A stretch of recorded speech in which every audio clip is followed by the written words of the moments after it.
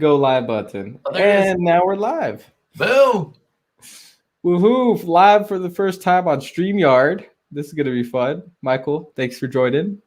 Happy to be here. All right, y'all. For everybody that's going to be watching this, I'm here with Michael Amato-von Hemert.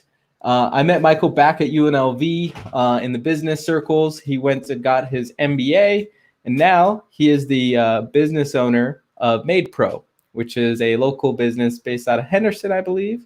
Michael, thank you for joining us for today's episode of Hustle Science Experiment. Glad to be here, and I like the bonus on the masters. I got my BS, and out and about.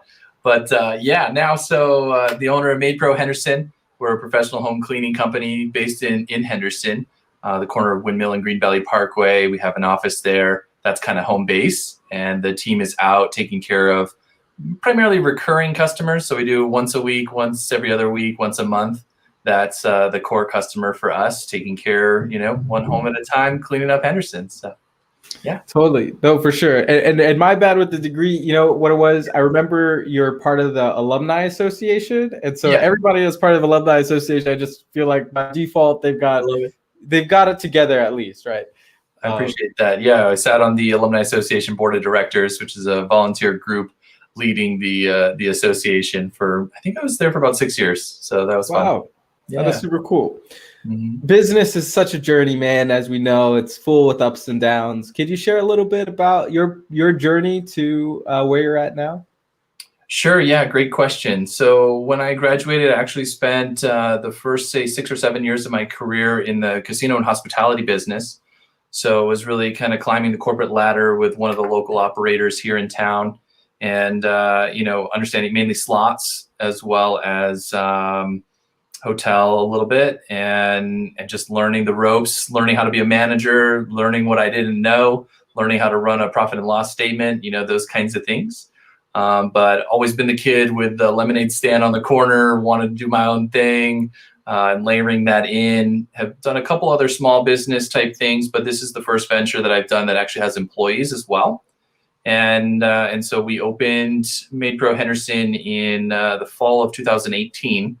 And have been going through COVID, through everything else, finding staff, finding clients, adding value. And, just coming from a hospitality and service background is one of the things that's actually nice, partnering up with MadePro, which is a franchise actually, right? And so I own the location here in Henderson. And so I used to say I was the only location in Southern Nevada. And now there's a new one that's opening up on the west side of town. So the two of us will kind of cover the valley. That's great, man, and congratulations on opening up your business here. And also, it's not to put this lightly, like making it through COVID as a business owner. I mean, that must have been tough. I know we're going to get into the lessons here, sure. But maybe we could get a bonus lesson. I mean, is there a business or life lesson that you feel like you really had to learn over the past year to make it through the pandemic? Oh man, yes.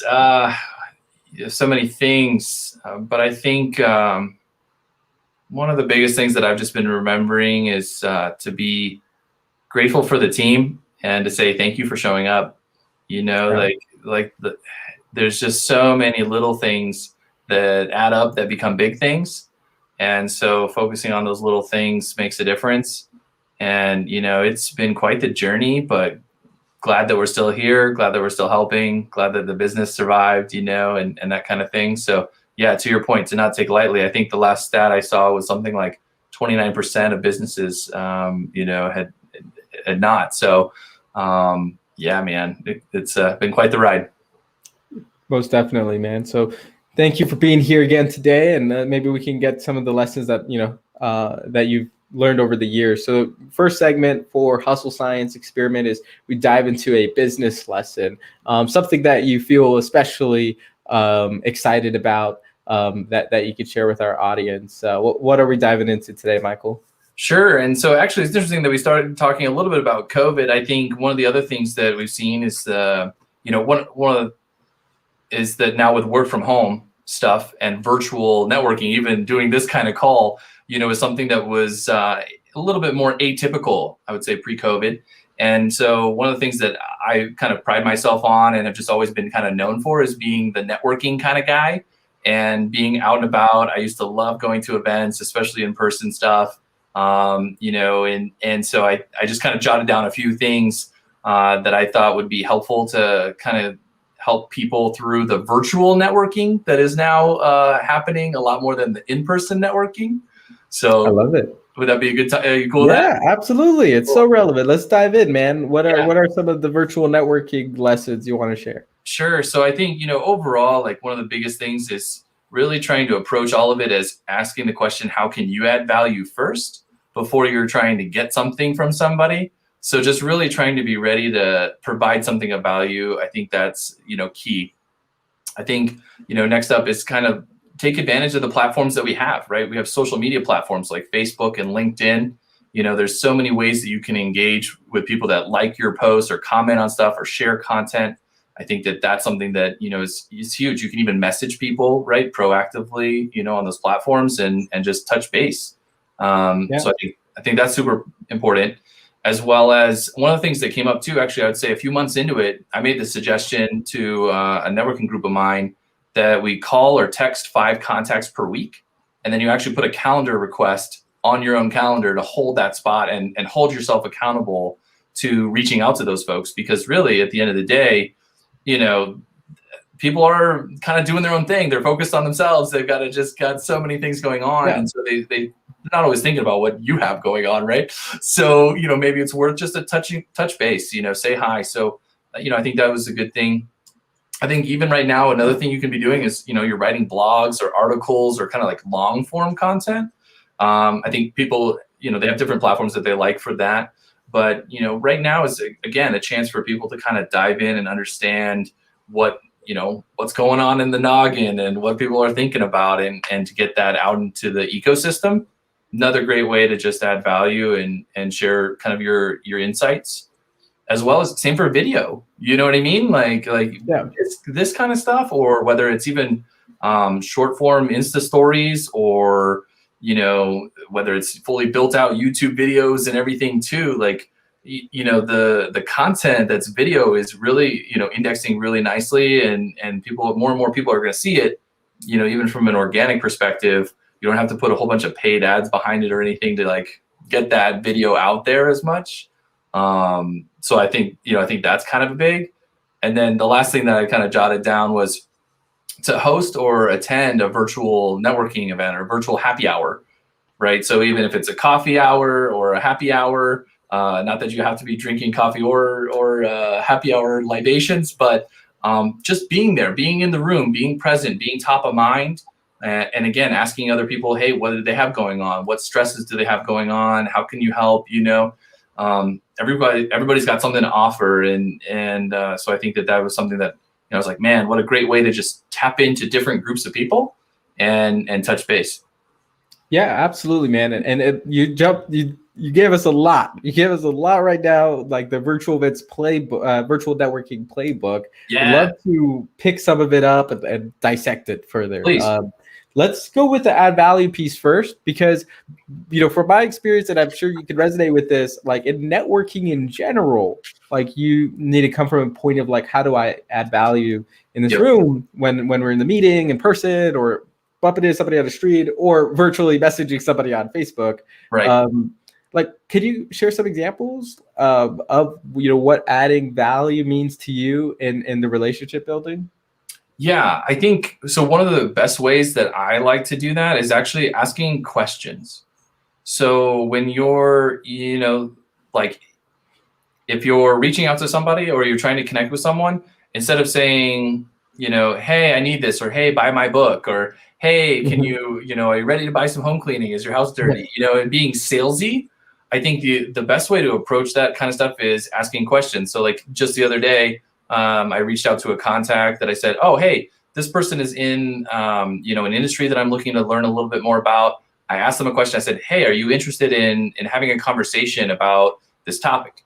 Right. And it's a softball, right? It's like a real easy little, hey, here you go. You could say, no, no big deal. I wasn't selling you anything. I'm not asking you to spend any money.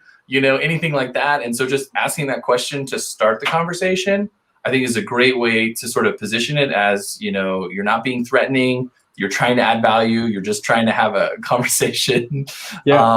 And so many people don't do that, right? They just go right to the throat, in that first message, and you're like, oh, come on, guys, Yeah. I don't even know you. It's like your competitors are out there right now. They're saying, "Hey, Michael, do you need your room's vacuum at $39 a room?" Right? Like that's not the right message, for the right channel or the relationship that you're building. And the questions, they could definitely be intentional. Like you could be strategic about it. Like I hear a lot of people talk about like business is like a lot like dating too, right? So it can't just be like, how are you doing? Or like, how is business going? Those are maybe two generic questions. But I like that softball one that you threw in, which is, would you like to talk about X with me? Yeah. And like, or even like you're saying, so like, I think another way to make it a little bit more personal is, especially since you're connected at some level to be reaching out to that person, you can jump onto their profile and take a look at their, either their job position or the company that they work for, or something that they're interested in. And then, put that into your message, right? And say, oh, I saw that you're working on this project. How interesting. I have a couple questions about it. Do you have 5 minutes? Or a specific question about something, right? And then now all of a sudden, because that person is being curious, sounds kind of cool that they're like, oh, maybe I should engage with that person, Yeah, no, for sure. I think it's definitely like you need to build the relationship first, and you have to also build trust, right? And these things don't happen overnight, right? They certainly don't happen after one conversation. And I think the point of like, how do I add value in the situation? It's, it has to come from every layer of it, as in also your business and how you're adding value through your business to these folks. Because if you're a great salesperson, does more than just sell their product, right? A great salesperson makes sure that the product is a great fit for the customer, right? You could be the great salesperson ever, but if you've got a ton of returns or a bunch of unhappy customers, you're having a bad impact on the company, right? And so, like just being intentional about that, so that it's always a win-win in a happy situation, as opposed to dealing with the frustrations. It's so interesting that you say that, because in the beginning, when I was first opening and I was thinking about sales, right, along with lots of other different elements of business and this business, and was thinking about, is part of this about convincing customers, right, or convincing people that they need home cleaning or they need our home cleaning or things like that. And the reality is, the more that I started digging into that, you don't need to convince people. Like, you're actually wasting energy trying to convince someone. And it's more about finding the right match, like someone who already appreciates the value that you're going to bring, that understands what the service, kind of has to offer. As long as you can clarify some of those things and find a good match, that's almost seems to work a lot better for us versus like trying to convince someone who's maybe on the edge or doesn't quite know. Yeah, totally. For sure. Yeah, it's definitely, if you could get the brand awareness down so that people know you, right? That's the game plan, is like, get people to know me, and then create ways for us to attract the right people who are going to be a fit for this, as opposed to like the outbound sales, right? Like maybe it isn't a fit for this type of business, but let's double click on something else on the add value piece. And this may be B2B, but I'm happy to explore it however you see it. And that is, creating the content, whether it was the long form blogs or the videos or the Instagram stories. Just like this interview right now that we're on together, having this conversation is content, and we're also getting to know each other better, right? Like that for me, that's one of my ways to add value. I mean, let's talk more about that, and maybe we could plug your book as well. There you go. So I think, for me, one of the things that, when I hear about that in content creation, is then you sense like a lot of people are like, oh no, I'm camera shy. I don't want to do that. I don't want to take pictures. I don't have all day to go out and, all those people that seem to post like 5 pictures a day or whatever. They're like, what are they doing all day? Right. And so, I don't have that time. How am I going to do this? And so every time that I hear that, or just kind of similar question that you're asking is like, oh, how do you make time for content, or how do you build it into your schedule? one of the things I really like is, one of the influencers I follow is Gary Vaynerchuk, right? And so Gary V, with his take on this, is document versus create.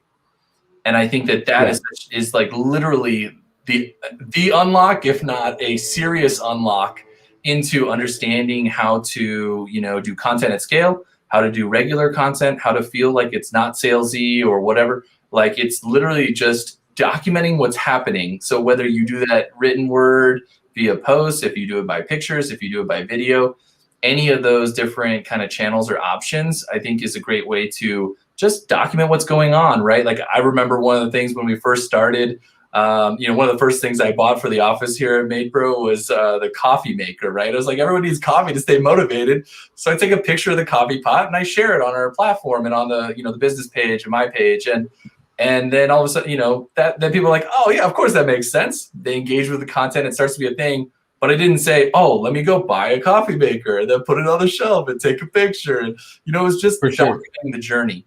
And so I think that, the more that we kind of get into that mode, instead of trying to force ourselves to think creatively or think, oh, how am I going to make this creative and cool or whatever, I've seemed to find that natural documentation is helpful.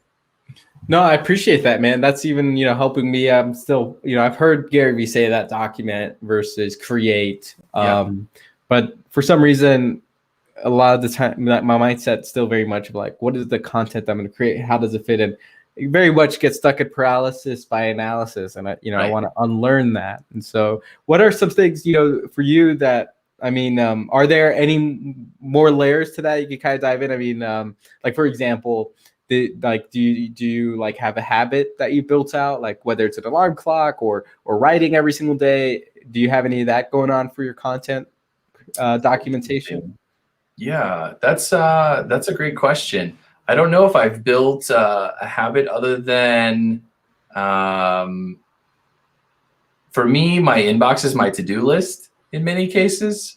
Yes, I'm starting to use Asana and trying to get, streamlining some of these other platforms and tech tools and everything. But for me, at the end of the day, text and email is really my inbox. So if I take a cool picture, or if I think of an interesting thought or something that I do kind of want to turn into content, then I just either take that picture or, from photos and just email it to myself, or I'll send myself a quick little note. And then as I go through my queue of everything I got to do, that usually dumps into either a Facebook post, a LinkedIn post, a tweet, an Instagram post, stories. And so, like, because it's there, it will get done. But I don't know. Yeah, that's an interesting thought. Maybe I need to work on, scheduling a little bit more, right? And scheduling in some of that time to make sure that the content goes out. Yeah, no, it's definitely balanced, man. Steve Jobs won the game by emailing himself too. So it's, not like any one of these processes don't work. On the flip side, like having been a part of a couple like corporate brands, bigger with larger marketing teams and that sort of stuff, right? Where we're like thinking about content in the macro. One of the lessons that I learned from that was like, over planning isn't the thing, right? Maybe creating that bucket of content and ideas and things ready to go. But you always got to be in the moment, because if you're not, and you saw this, when there were literal race riots across the country, or like when the Capitol was being stormed, you had XYZ brand still making their stupid post for the day because it was on an auto scheduler, which is so out of touch, right? So it is definitely like a balance that I think. But if you got ideas on that habit building thing, I'm down to go in on it with you. And we can okay. I'm gonna keep that in mind, For sure, man. Well, this is a great conversation. Thank you, for sharing your virtual networking tactics with us and double clicking on that. Let's go into the moment of gratitude, Michael. Could you share with us, anything that happened today, big or small, that you feel grateful for? Yeah, one of the key people that I'm grateful for right now is Emma, my girlfriend, who's just keeping me focused, and together we make a great team. And, today we were spending some time together and just realizing like the value of being a business owner and the freedom and flexibility that allows, versus, being a W-2 employee. And again, I think there are pros and cons to both ways. One of the main pros of being an employee is sometimes you can turn off the stream of consciousness for all the to-do list items you have pending. But just spending the time with her today and being grateful for that and appreciating how much we're in the position to be able to do that, I think is just really just incredible. And I think sometimes that gets lost right in the noise of the day or the noise of the week, where we're just kind of like, okay, next thing. But yeah, that happened today, and it was nice to appreciate it. That's so wonderful, man. I appreciate that moment of gratitude. I normally also just drop one in, and today, Please. I took a lift downtown for like a tech networking meeting, and just grateful that our city seems to be coming back. I hope that's not premature of me to say, but I was grateful for some in-person networking today and community building. Nice. Moving to the next segment. Let's talk about the life lessons, Michael. Any particular life lesson you want to share with us today? Yeah, no, I love this topic too, in the life lessons kind of space. And for me, I think one of the things that I think is actually underserved, and so happy to talk about today, is personal finance and really, kind of getting your ducks in a row when it comes to cash flow and budgeting and planning. And I'm a big Dave Ramsey fan, and a certified master coach with his program, have a higher net worth. And I just think that so many people, unfortunately, are stuck on this hamster wheel of paycheck to paycheck. I think at last look, somewhere like 76% plus, 3/4 of America is still check to check, and so anything I can do to help people get out of that cycle or learn something that might help them in that space, I definitely would like to do that. And so, when you said life lesson type thing, I was like, oh, I know exactly what I need to talk about. So, happy to dive in on that if that's cool with you. Yeah, man. I saw the, I think it was Mobile Money Mentor was your previous business, right? So Yeah. I'm glad you're passionate about it. Let's get into it. What is the main financial lesson for folks? Sure. I think, and again, everyone's different and they have different backgrounds. They have different interests. They have different goals. So I know that there's not a one size fits all kind of thing. However, for me, and I think one of the strategies that could work really well is Dave Ramsey's baby steps, which is a 7-step process towards essentially getting out of debt and working towards financial freedom. And so, I think I'll run through it real quick. So for the people that don't know it, you can Google it, you search it. It's very easy to find, but just briefly, step one is getting $1,000 starter emergency fund together. And if you're making under 30K, the suggestion is to be about $500. That should be enough to protect you against Murphy's Law. What can go wrong will, and the hot water heater or the car tire or whatnot. So, getting that quick little baby starter emergency fund, that's step number one. Step number two is paying off all of your consumer debt and basically using what he calls the debt snowball, which is starting from the smallest balance amount going up to the higher balance amounts, and paying off each of those lines, using the money that from the first smaller payments into the larger ones. And then that creates momentum and you start to really punch through things. So that's number two. Number three is basically filling out that starter emergency fund that you started with $1,000.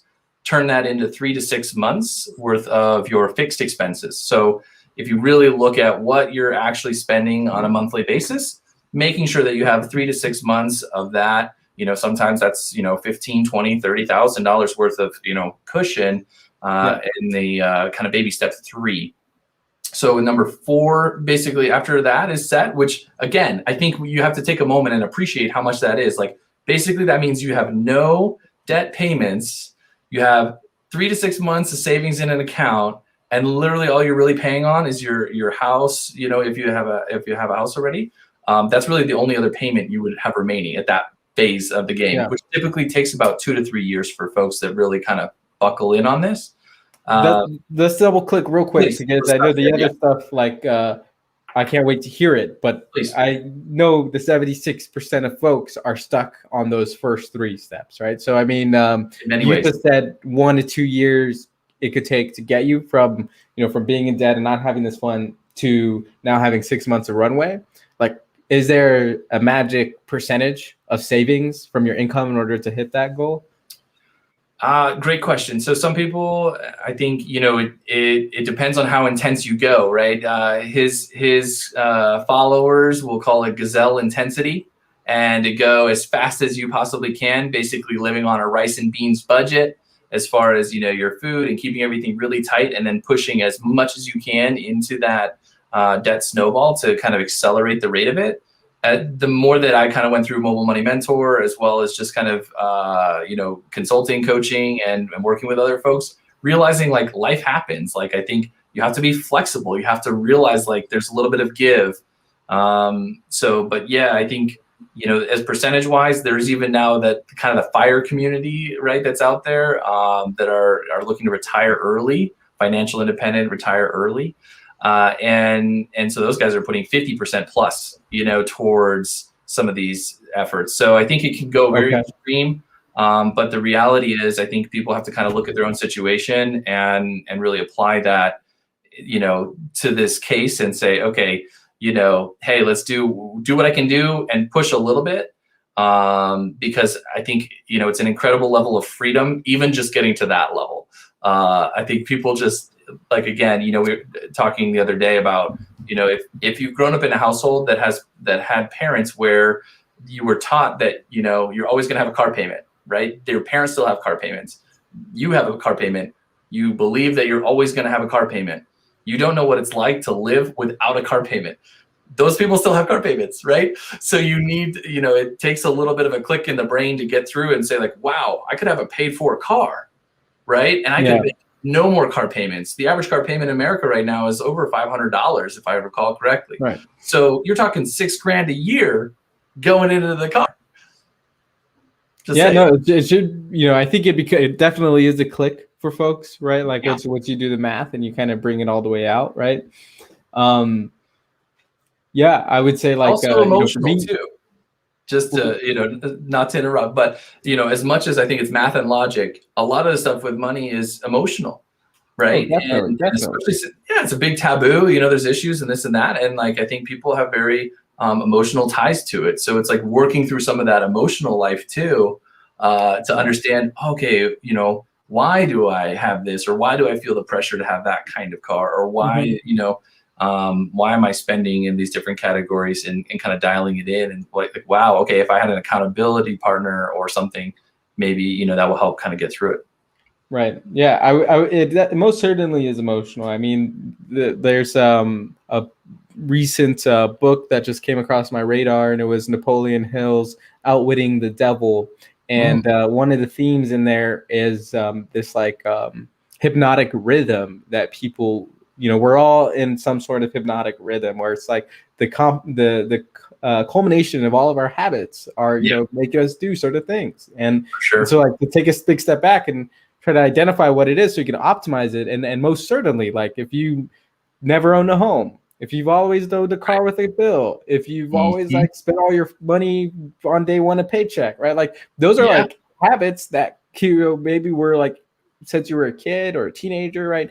And so it does take like an intentional flip, and I don't want to sound unempathetic here, because it's also feeling impossible for a lot of folks, right, that are stuck in the paycheck to paycheck, that it's like there is no way that I'm getting out of that. I think that's a part of maybe one of the biggest barriers to even get to like the first step, is to believe that it is possible. One last thing, real quick on this note, like I spoke to a pastor a couple of weeks ago who told me, the man that believes they'll do it and the man that believes they won't do it are both normally right. Exactly. And so I definitely subscribe to all that you're saying, man, and keep on going. Yeah, and I'll tail end off that and then keep rolling. So just like you were saying, it's a scarcity versus abundance mindset kind of thing too, right? Yeah. In some cases, and to say, okay, if I build a budget and I have a sense that now, okay, my ceiling is this number that I'm earning, and that's the cap, and that's, the max, and now, that's it. So as it goes down, it dwindles down, and there's a scarce resource. That's very different than looking at it as an, abundance mindset of, wow, how do I build this? How do I utilize it the best way? Telling my dollars where to go instead of wondering what happened. Like just having that control over it, I think can really kind of shift the outcome of using that tool. But yes, exactly. So to carry on, steps 4, 5, and 6 are typically done in tandem for most people. So Okay. number 4 is 15% of your income going into pre-tax retirement funds. So you're getting some benefits there, saving for the future. Step 5 is college funds if you have kids, making sure that all of that is squared away.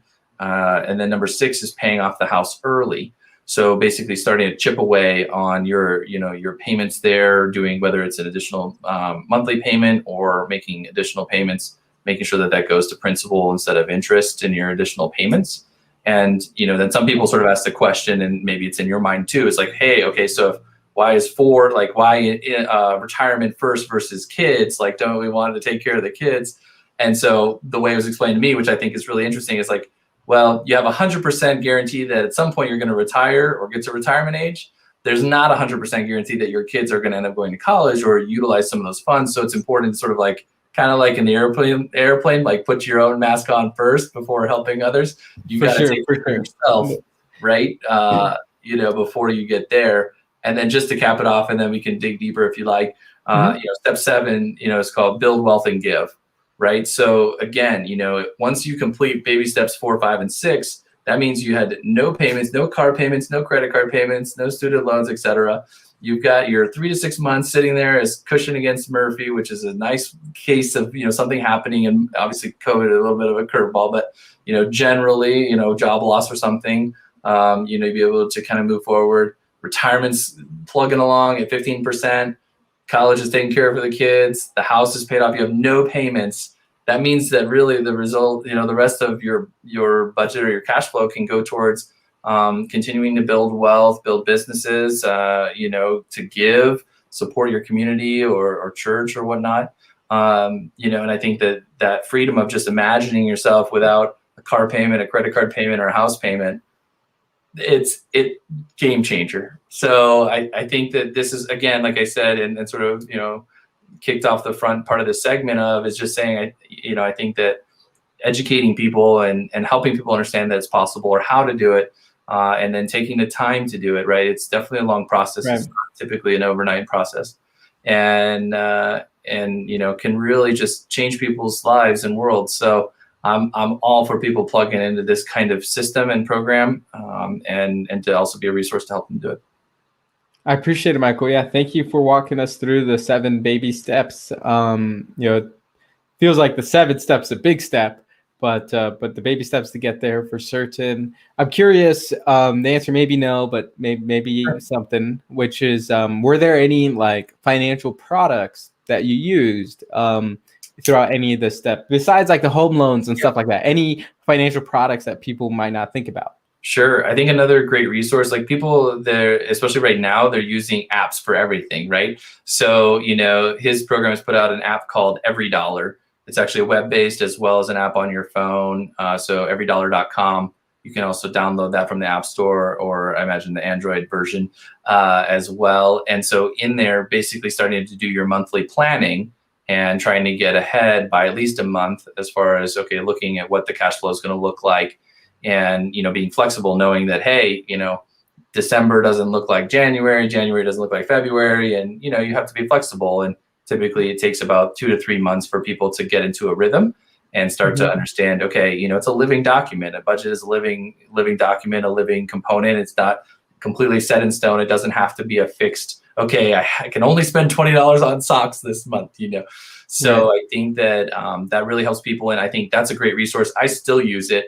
And as far as doing a monthly budget every month and using that EveryDollar app on my phone helps me kind of stay focused. There's even actually like a kind of a premium, that's like a freemium model. So there's the free version. Anybody can get that. There's also another one that is maybe, I think less than $150 for the year. That is like their plus version, where it actually will sync up with your checking or savings account or whatnot and your spending.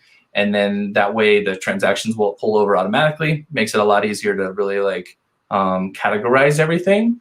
And so even if you don't use that app, there are other budget apps that are out there, and so just, using that as a tool, I think is is a nice way to utilize technology, knowing you're a tech person a little bit too, that, using some of the technology that we have to our advantage. I think that can help.